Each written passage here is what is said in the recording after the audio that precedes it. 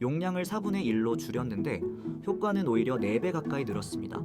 백혈병 재발 환자를 대상으로 한 일상 임상에서요. 어떻게 적은 세포를 넣어서 더 큰 효과가 났을까요? 그리고 부작용은 왜 더 가벼웠을까요?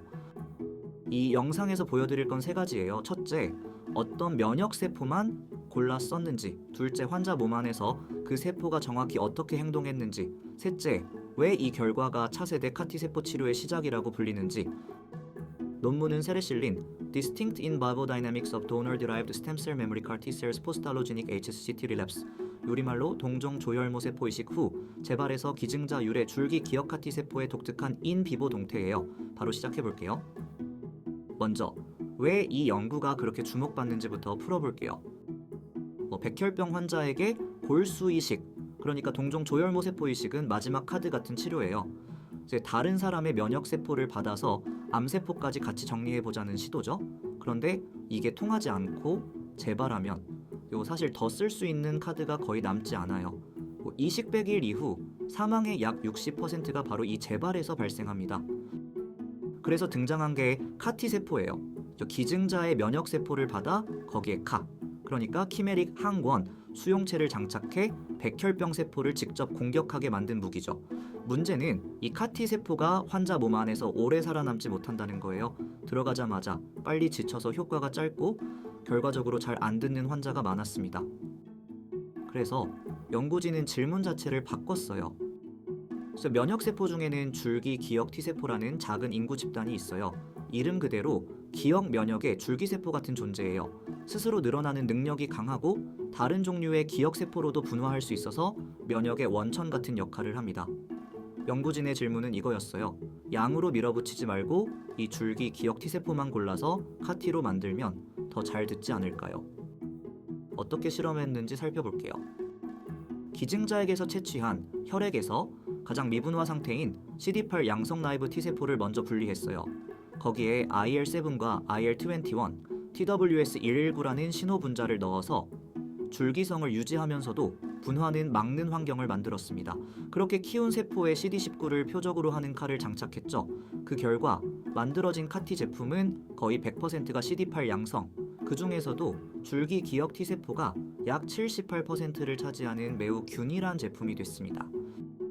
자, 이렇게 만든 줄기 기억 카티를 환자 11명에게 투여하고 같은 병원에서 기존 표준 카티를 받은 환자 20명과 비교했어요. 더 중요한 건 림프구 제거 항암 전 처치 없이도 투여했다는 점이에요. 보통 카티 치료 전엔 환자의 면역 세포를 미리 줄이는 항암제를 쓰는데 이 임상에선 그걸 생략한 거죠. 여기 이 그림이 두 제품의 차이를 보여줘요. 위는 기존 방식, 아래가 줄기 기억 방식인데요. 보라색 점들이 줄기 기억 T세포예요.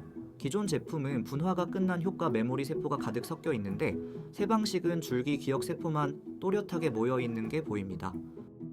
이제 결과를 볼 차례예요. 가장 놀라웠던 발견부터 풀어볼게요. 첫 번째 발견은 저용량에서의 효과예요. 3억 개 미만의 적은 세포만 투여한 환자 그룹을 보면 줄기 기억 카티는 11명 중 5명, 45%가 완전 관해에 도달했어요.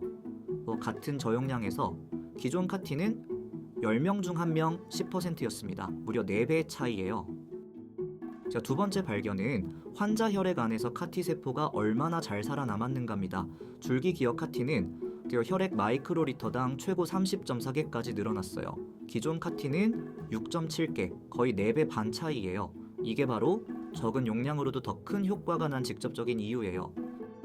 이 그림이 그걸 시각적으로 보여줍니다. 보라색이 줄기 기억 카티, 회색이 기존 카티예요. 시간이 지날수록 보라색 곡선이 위에 머물면서 더 오래 유지되는 게 보입니다. 또 기존 카티는 첫째 주에 정점을 찍고 떨어지는 반면 줄기 기억 카티는 둘째 주에 정점을 찍는 다른 패턴을 보여요. 세 번째 발견은 안전성이에요. 카티 치료의 가장 큰 부작용은 사이토카인 방출 증후군이라는 면역세포가 과도하게 활성화되면서 일으키는 염증 폭풍인데요. 표준 카티 그룹에서는 약 28%가 3, 4등급의 중증 사이토카인 폭풍을 겪었어요. 반면 줄기 기억 카티 그룹에서는 4등급, 그러니까 치명적인 사이토카인 폭풍이 한 명도 없었습니다. 마지막으로 어떻게 이 세포가 그렇게 오래 살아남았는지에 대한 메커니즘이에요.